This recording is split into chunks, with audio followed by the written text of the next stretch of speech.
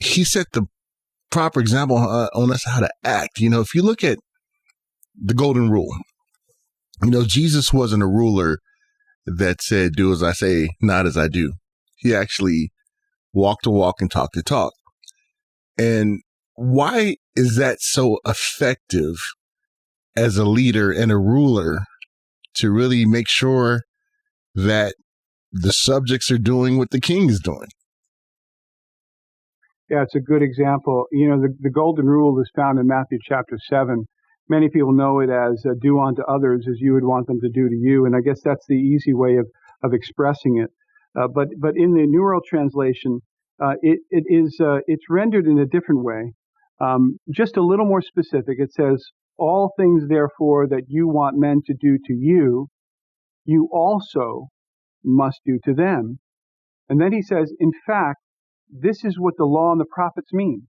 So all things you want men to do to you, you must likewise do to them. Now, why is that superior to the way we go about our business? Well, typically, humankind, even from earlier time, humankind, the way they go about it is, if you do good to me, I'll do good to you. But look at this. This goes to the root of the problem. This goes to the root of the law and the principles of the law. All things you want men to do to you, you must likewise do to them. So this takes on our part, what would my neighbor, what would my wife, what would my children, what would my brother, my sister, what would they want from me in this situation? And then we have to be moved by that thinking, pondering on that, our desire to help them. We must be moved to do it. That's the superior way. That's the supreme law. That's what the law of love is all about. Looking for a chance to help somebody according to the way that you would want to be helped. So, for example, discrimination is a perfect example, right? If I were of this ethnicity or of this language, how would I like to be treated if I came to an organization, a religion, a group, work, and I didn't know the language, or I didn't look like anybody else? How would I want to be treated? And as we ponder that, we don't have to be given a rule or a law. That principle affects every part of our life. From driving down the highway, somebody's tailgating me and wants to get around me. Well, the visceral response is, I'm angry, I'm going to slow down and make him miserable. But the response to that principle is, I'm going to move over, because that's what I would want somebody to do. And I'm not going to do something to get even with that person. You see, it can affect the smallest things that we do to the very largest things that we do. In a sense, when would I want to be defended, even physically? And all of those things now, as a Christian, that's why there's not a lot of laws in the Greek scriptures, right? The law of the Christ consists of principles, that being one of the primary. And Robert, when we think of Jesus when he was on earth and kind of set an example for ones who are following him, did he want his followers to get involved in government while they're waiting for that kingdom to come? Well, that's an excellent question, because the emotional response of many would be, of course, Jesus wants us to make our communities better. And that is true. Jesus wants us to make our communities better. But what does he want when it comes to our political affiliations? That's a very, very powerful point. There's two primary principles that we look to, right? And there's a number of scriptures, but let's start with Romans chapter 13. Romans chapter 13 talks about being in subjection to the superior authorities. We recognize, it says right in Romans 13, that the authorities stand placed in their positions by God. We get it. Jehovah allows it. God allows them to be here. And we're thankful for that because it gives us freedoms, it gives us services. That's one of the principles. The secondary principle is the principle that of Jesus that he set forth in Matthew and in the Gospels, where he was given a Roman coin. He was being asked, should we pay taxes? And it was a trap, but he took the coin and he said, whose inscription is that? They said, Caesar's. He said, give back Caesar's things to Caesar, but God's things to God. So what is Caesar looking for from us? They're looking for taxes. They're looking for obedience and law to their law. They're looking for tribute, right? And we owe them that. That's, Jesus said that. We owe that to Caesar. But what are God's things? Well, it's our life. It's our devotion. It's our heart, right? These are the things that Jehovah has given us that we can only give to him, which is why we don't fight in behalf of any government. So those are two principles. And then in his prayer on his final night for his disciples, he set forth the guideline. He said in prayer to his Father that his followers would be no part of the world. Now, of course, we live in the world. He said, don't take them out of the world, but they will be no part of the world. Well, what did that mean? Well, they just had to go back to the way Jesus stood in front of Pilate and said, my kingdom is no part of this world. If my kingdom were part of this world, my disciples would have fought. So all of those scriptures, that's why we really feel the Bible interprets itself. What do we conclude from them? Number one, we have to respect the governments. Number two, the governments deserve our obedience. But number three, that obedience is only with reference to what Caesar, we owe Caesar. We don't owe Caesar our life. We don't owe Caesar our heart. We don't owe Caesar our devotion, our dedication. We've given that as an oath to God. And we remember how the apostles carried that out in Acts chapter 5. When they were brought before the Sanhedrin, which was really the supreme court of the land, they said, we must obey God as ruler rather than man.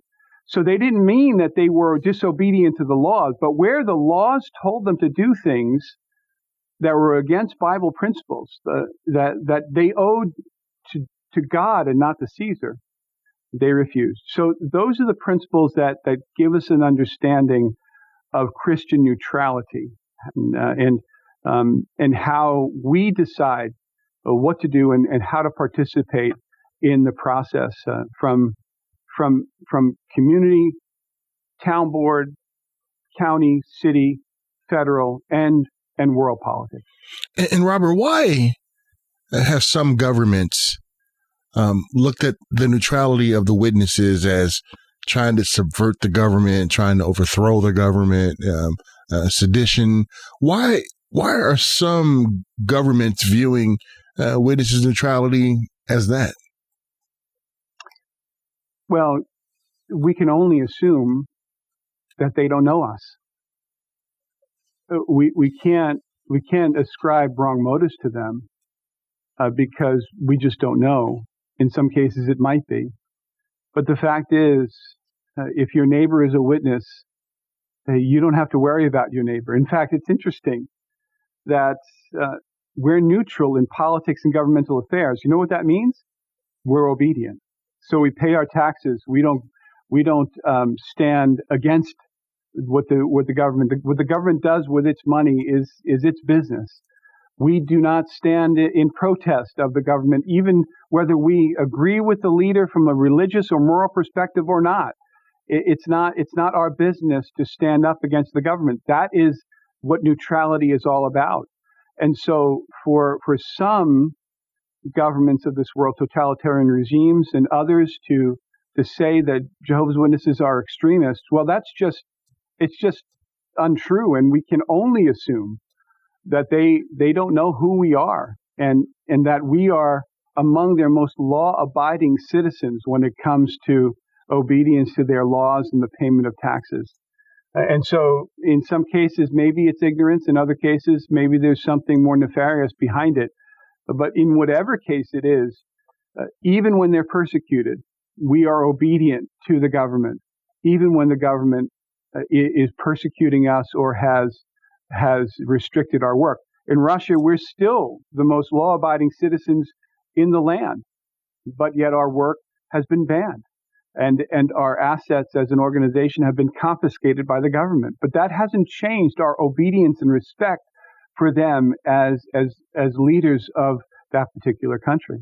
Yeah, I noticed, I haven't seen on the news Jehovah's Witnesses heading out to the streets and protesting. We've noticed that. And why? Why not? I mean, you answered that. So I don't want to go back to that. You answered that, Robert. So let me move on to the next question. I mean, it'll just never happen. Yeah. To go out and protest the government would be actually to act against our Christianity, to break our neutrality. We go back to this whole campaign. We respect the right of people to campaign for their government, for their politician, for their leader. We do not interfere with that. But our campaign is for God's kingdom. And really, that's what this whole global campaign about God's kingdom is all about. And Robert, has there been any feedback from the campaign or anything, or is that going to be on another show we do together? Well, we hope that there's going to be a lot of great feedback from the campaign. For the United States, we have really begun the campaign post-election, especially from our branch office from Waukegan.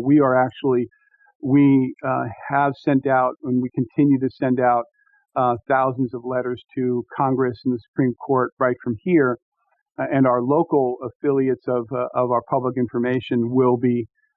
Our regions will be sending out to the state governments and the local congressional offices, and then our congregations are sending out to the local officials on a town level, village level, and city level.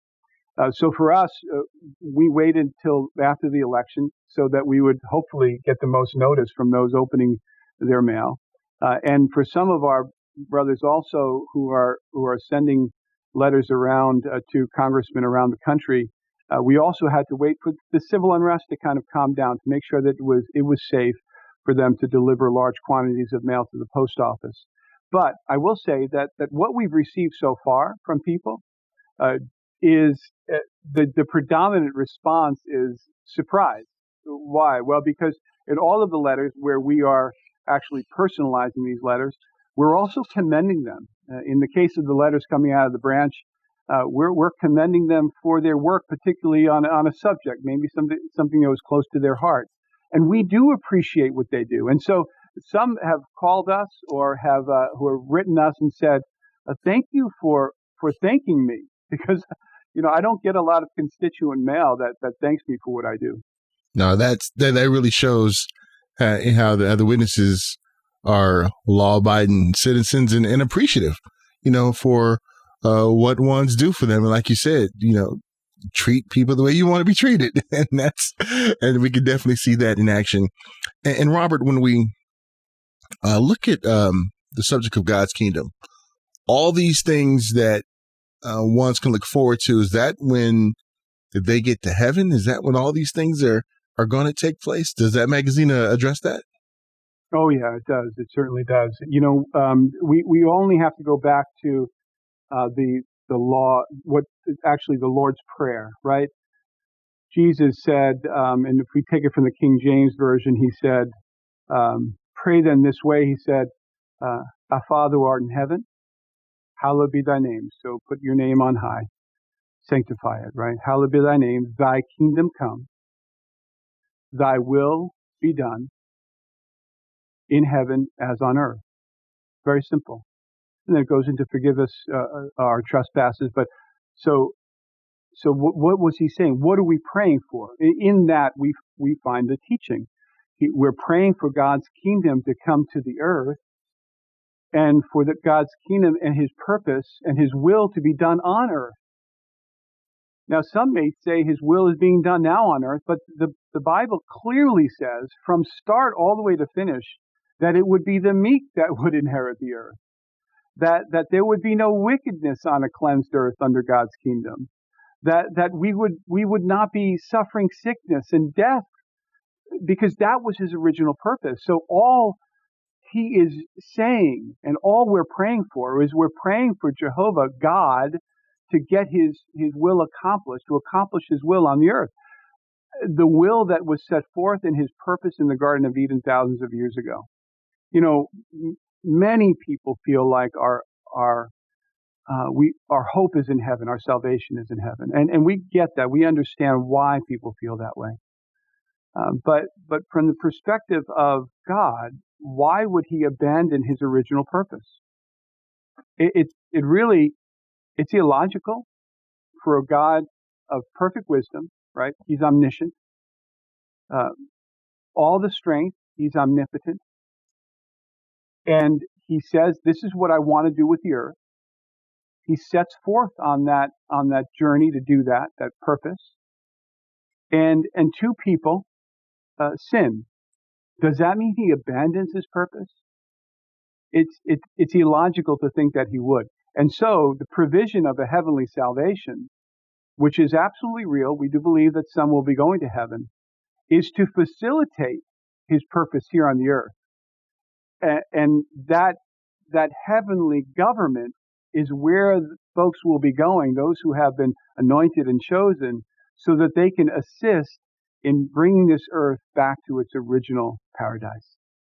And Robert, you bring up a very good point that I'm sure ones who are listening right now are thinking like, God's original purpose. So if Adam and Eve never had sinned, where would they be today? Probably here on earth, right? Well, there's no doubt. I mean, what God said was, fill the earth and subdue it, bring into subjection the fish of the sea, the flying creatures of the heavens. So when he said that fill the earth, he meant your children will fill the earth, and that will come true. Their children will fill the earth. When he said to bring it under subjection, he meant to take that paradise, which we don't know how large it was probably significant, and to extend it to the borders of the entire earth, to make it a global paradise. They were given that gift, that blessing, that privilege to do that, to be our parents. Of course, they lost their lives because they disobeyed. They struck out on an independent course. But they changed. Their eventuality changed, but ours doesn't have to. Because God's will was for their children to inherit the earth, a perfect earth, under perfect conditions. And he's going to see to it that it gets done. And he's going to do that through his kingdom under Christ Jesus. And that is going to happen in the near future. And Robert, what about those who of our family members that have died already, who many were thinking they were up in heaven watching down on all of us, and up in heaven? What about them? What's going to happen to them?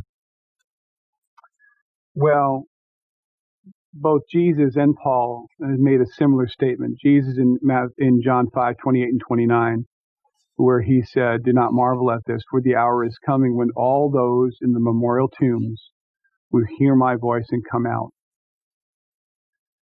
We love that term. Some Bibles say grave, but the grave really is a physical location. That term memorial tomb, which is more accurate and has more fidelity to the original Greek, really says it all. That your loved one is in God's memory.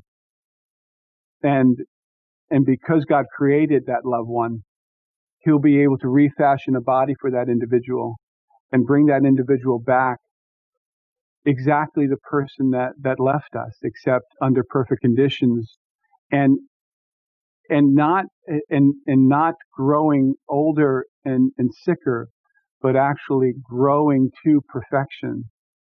We'll be able not only to see them again, but to see them grow to perfection along with us, and we'll do that together. We'll be able to meet them and teach them what happened, because many of them will think, because it's only a twinkling of an eye, if you will. They'll wake up and they just had died on their hospital bed or in their own bed or in an accident. They'll wake up and many of them will think they're in heaven, because guess what? it'll look like heaven from their perspective. We have no concept of heaven, right? People talk about, well, it's the great golf course in the sky. I'll do all the things that I want to do, and that will be earth.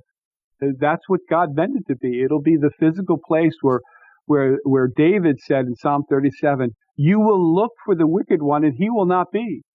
But the meek ones themselves will possess the earth, and they will find their exquisite delight in the abundance of peace." And later on in that same chapter, he said they would live forever on it. So we'll be welcoming them back, not to this crazy place that we live in, because nobody would want to be welcomed back into such discord and a pandemic, but into a place that will be free from a pandemic, free from discord, where love will be the principal way that we will rule and deal with each other. And Robert, the campaign that the witnesses are involved in this month, that magazine highlights this and much more. And Robert, thank you again for stopping by and sharing this with us. How the organization is being safe, but making sure that they are taking care of ones out there when it comes to God's word. We really appreciate it. And Robert, if ones haven't gotten their copy of this special Watchtower, how can they obtain one? Well, they can just navigate right to jw.org. And actually, all through November, right at the top of the homepage will be a highlighted article from that particular magazine. And they can just tap on that and read it all, download it in PDF form or in their Watchtower library if they have the app on their phone, which is a free app, which also gives you a free Bible in well over 100 languages. Or, if they don't want to do that, they can contact their local Jehovah's Witness, whomever they might know, give them a call, or contact the local Kingdom Hall, which we're monitoring the phones. We're not using the Kingdom Halls. Or go to that website and ask for a visit. And they won't get a personal visit, but a virtual visit or a phone call. And we'll be happy to not only provide that to them, but also explain it to them and spend time studying the Bible with them to help them to understand why we believe what we believe and why we have such hope even in the middle of the worst pandemic of our lives. And that is so true, Robert. That is so true. Before I let you go, is there anything else that you wanted to touch on or say to the viewer and the listener out there? I think that, last time we talked about the regional convention going virtual.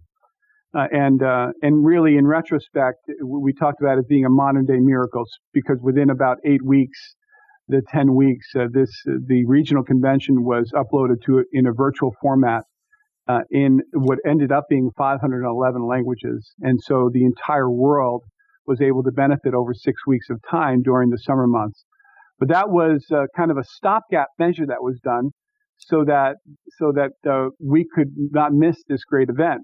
This time, we have looked to the future and made it a proactive decision, and that decision is not to hold in-person conventions again in the many cities that we do around the world, around the United States, which means that we're preparing a virtual convention again, and that virtual convention will be available to all. We'll make sure that we let everyone know how to do that. We'll actually invite people to view that convention with us in sometime in the summer. And it probably, just like this year, it will come at exactly the right time. We talked about joy last year during a pandemic, and that's 6 weeks. And next year we will have a similar theme that will really highlight why we can have hope in these very, very difficult times that we're living in. So we're looking forward to sharing that with your viewers in the future. We appreciate that. Will we see Jade again telling us to let's do this? Are we going to see that?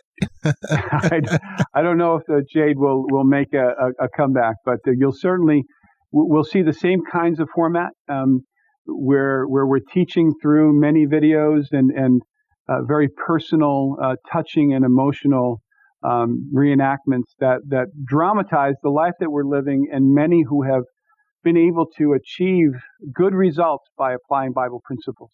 All right. Robert, always great to catch up with you and talk with you. Looking forward to catching up with you again. And please stay safe and stay well. And we wish you nothing but the best, my friend. Thank you. And you too, Paul. We really appreciate it. Again, I appreciate always having Robert Hendriks, U.S. spokesperson for the Christian Congregation of Jehovah's Witnesses, joining me to talk about how they are virtually doing a public service for ones around the world, and how the message of a government that we can really get behind and that's really going to take care of us is really admirable, that they are taking time out of their very busy schedule to share that with each and every one of us. Well, thank you so much for tuning in. Don't forget to go to jw.org, one of my favorite websites out there. You know, I'm a tech head. I'm a geek. That website is mind-blowing. Until next time, folks, take care of yourself. I love you all to life. Have a good one.